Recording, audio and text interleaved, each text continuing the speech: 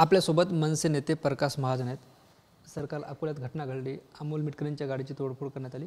त्यानंतर ते एका मनसैनिकाचा हृदयविकाराने मृत्यू झाला. जय मालपूर असं नाव आहे. काय सांगाल? सर्वप्रथम तर मी आमच्या महाराष्ट्र नवनिर्माण सेनेचा तरुण कार्यकर्ता जय मालवकर यांचे हृदयविकारानं त्या दरम्यान निधन झालं, दुर्दैवी निधन झालं. मी त्याला माझी श्रद्धांजली अर्पण करतो.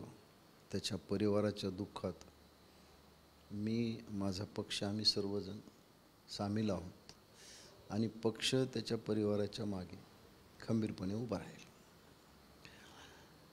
खरं म्हणजे 2 दिवसापूर्वी पुण्यामध्ये माननीय राजसाहेबांनी एक पत्रकार परिषद घेतली आणि त्यात त्यांनी शब्दाची कुटी एक राजकीय विनोद केला आणि त्या विनोदावर राष्ट्रवादी अजित पवार गटाचे आमदार अमोल मिटकरी यांनी त्यांच्या नेहमीच्या भाषेत टीका केली. अमोल मिटकरीचा स्वभावच तसा आहे. या अगोदरसुद्धा त्यांनी इस्लामपूरमध्ये ब्राह्मण जातीवर खालच्या शब्दात टीका केली होती आणि त्यांनी माननीय राजसाहेब यांना सुपारीबाज हा शब्द वापरला. त्याच्यामुळं कार्यकर्त्यांच्या भावना ह्या क्षुब्ध झाल्या आणि कार्यकर्ता त्यांना जाब विचारायला गेले. तिथं काहीतरी आपसात बाचाबाच झाली आणि त्याचं पर्यवसन त्यांची गाडी फोडण्यात झाली आणि मग अमोल मिटकरीनं आपल्या आक्रस्ताळ स्वभावाप्रमाणे पोलीस स्टेशनमध्ये धरणे देऊन गुन्हे दाखल करा ही मागणी केली आणि याचा तणाव येऊन आमच्या एका तरुण कार्यकर्त्याचा हृदयविकारानं मृत्यू झाला. या दरम्यान राष्ट्रवादी अजित पवार गटाचे प्रवक्ते उमेश पाटील यांनी राजसाहेबांना अटक करावी ही मागणी केली. मी आज ही मागणी करतो की ज्या दुर्दैवी महाराष्ट्र नवनिर्माण सेनेच्या तरुण कार्यकर्त्याचा या तणावातून हृदयविकारानं मृत्यू झाला, महाराष्ट्र सरकारने ताबडतोब आमदार अमोल मिटकरी, त्यांच्या पक्षाचे प्रवक्ते उमेश पाटील आणि त्यांच्या पक्षाचे नेते माननीय अजितदादा पाटील यांच्यावर 307 अंतर्गत सदोष मनुष्यवधाचा गुन्हा दाखल करावा. तुम्ही म्हणता की अजित पवार, अमोल मिटकरी आणि उमेश पाटील यांच्यावर गुन्हा दाखल करावा, पण त्यांच्या कुटुंबियांनी आरोप केलेत. जे मनसेचे सरचिटणीस आहेत कर्णबाळा दुनबळे यांनी प्रेस घेतली आणि त्या प्रेसमधून जे त्यांनी चितवणीखोर वक्तव्य केलं, जर अमोल मिटकरींना तुडवलं नाही तर पदमुक्त करेल असा व्हिडिओ आपल्याकडे आहे आणि यातून हा सगळा प्रकार घडला. त्याचबरोबर राष्ट्रवादीच्या कार्यकर्त्यांनी धक्काबुक्की केली म्हणून जे तणाव आला आणि मृत्यू झाला असं त्यांच्या कुटुंबियांनी मानलं. हे पहा, एखादा नेता आपल्या सर्वोच्च नेत्याविषयी काही बोललं तर त्याच्या भावना किंवा त्याची उद्विग्नता लक्षात येते. त्याच्या भावना भडकणं हे स्वाभाविक आहे. जर असं काही वक्तव्य झालं आणि त्याच्यातून हा प्रकार घडला हे सिद्ध झालं तर पक्ष नेतृत्व याची नक्की दखल घेईल.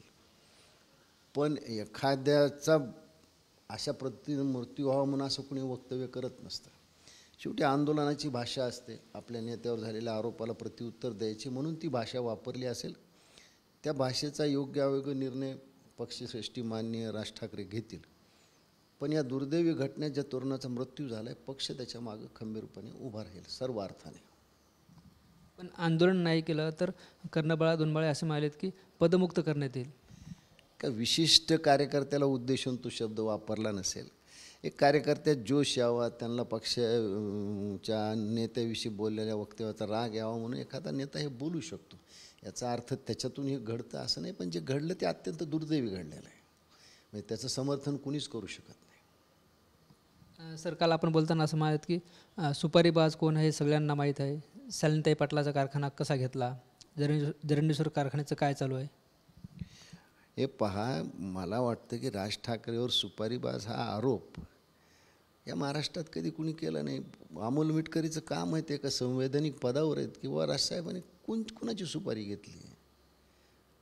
उठसूट तुम्ही काही आरोप केला तर आम्ही तर जरांडेश्वर कारखान्याचं तर सरकारनंच त्याची चौकशी लावली. खुद्द पंतप्रधानांनीच इंदोरच्या सभेत सांगितलं होतं की 70,000 कोटीचा भ्रष्टाचार झाला आहे. पवार कुटुंब एकत्र असताना कन्नडचा कारखाना कसा घेण्यात आला? हे हे सगळ्यांना माहिती आहे ना. त्यांच्याकडं पाटबंधारे खाते असताना काय त्यात भ्रष्टाचार झाला याची विधानसभेत चर्चा झाल्यात, हे आम्ही काही म्हणत नाहीत. मग तुम्ही असं असताना राज ठाकरेवर असा आरोप कसा करू शकता? खरं म्हणजे मला याच्यामागे एक राजकीय वास असा येतो, हा माझा अंदाज असू शकतो.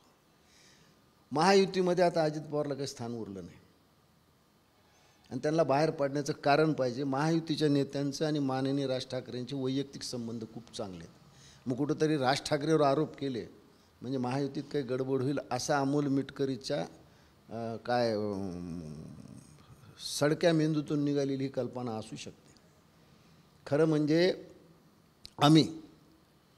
मी स्वतः होतो, माननीय खासदार सुनील तटकरेच्या प्रचारात मनसेने आपलं सर्वस्व झोकलं होतं. मनसे ज्यावेळेस बाजूला होती, मनसे प्रचार करणार नव्हती, हेच राष्ट्रवादीचे नेते, आमचे नेते नितीन सरदेसाईकडे गेले. वैभव खेडेकरचा या गोष्टीला विरोध होता. वैभव खेडेकरला त्यांनी सगळ्यांनी मिळून गळ घातली की राष्ट्रवादीचा प्रचार करा. ते तुम्हाला चाललं. त्यावेळेस राज ठाकरे काय सुपारीबाज नव्हते का? राज ठाकरेंची गरज होती तुम्हाला. जर खरंच महाराष्ट्र नवनिर्माण सेना रायगडमध्ये सुनील तटकरेच्या बाजूने उभं राहिलं नसती तर काय चित्र झालं असतं? आमच्या कार्यकर्ते, मी सांगितलं, आमचे नेते वैभव खेडेकरचा विरोध होता या गोष्टीला, पण तरीही आमच्या नेत्यांनी बिनशर्त पाठिंबा दिला. आम्ही सगळ्यांनी मनापासून काम केलं. त्या प्रचारात मी सुद्धा गेलो होतो. मग तुम्हाला त्यावेळेस राज ठाकरे आठवलं नाहीत का सुपारीबाज होते? राज ठाकरेंनी एक विनोद केला आणि तुम्ही अशी इतक्या खालच्या पातळीवरतून टीका करता, एखाद्या मोठ्या नेत्याला सुपारीबाज म्हणता. आणि तुमच्या नेत्यावर तर काय आरोप झाले, विधानसभेत चर्चा झाली. खुद्द भारतीय जनता पक्ष गाडीभर पुरावे घेऊन गेला होता. खुद्द पंतप्रधानांनी त्यांच्यावर बोलले होते. जारांडेश्वर कारखान्याची चौकशी चालू आहे त्यांची.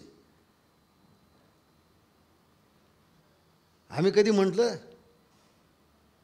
की सुपारीने अख्ख्या सुपारीचं झाड खाल्लं ह्याने? त्यावेळेस तुम्हाला काही वाटलं नाही. तुम्ही आज आरोप करता. या सगळं घडण्यामागं हा जो अमोल मिटकरी आहे सडक्या मेंदूचा, त्यानं हे सगळं केलं आणि त्याच्यातून हे सगळं घडलं आणि त्या एका तरुण कार्यकर्त्याला आम्हाला मुकावं लागलं. म्हणून मी ही मागणी केली की अमोल मिटकरी, उमेश पाटील आणि अजितदादा या तिघांना या 307च्या गुन्ह्याअंतर्गत त्यांच्यावर खटला दाखल करावा.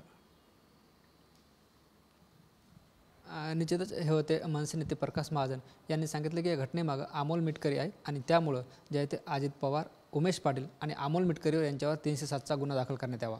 कॅमेरा पर्सन हर्षल निकमसह मी ज्ञानेश्वर लोंढे, TV9 मराठी, छत्रपती संभाजीनगर.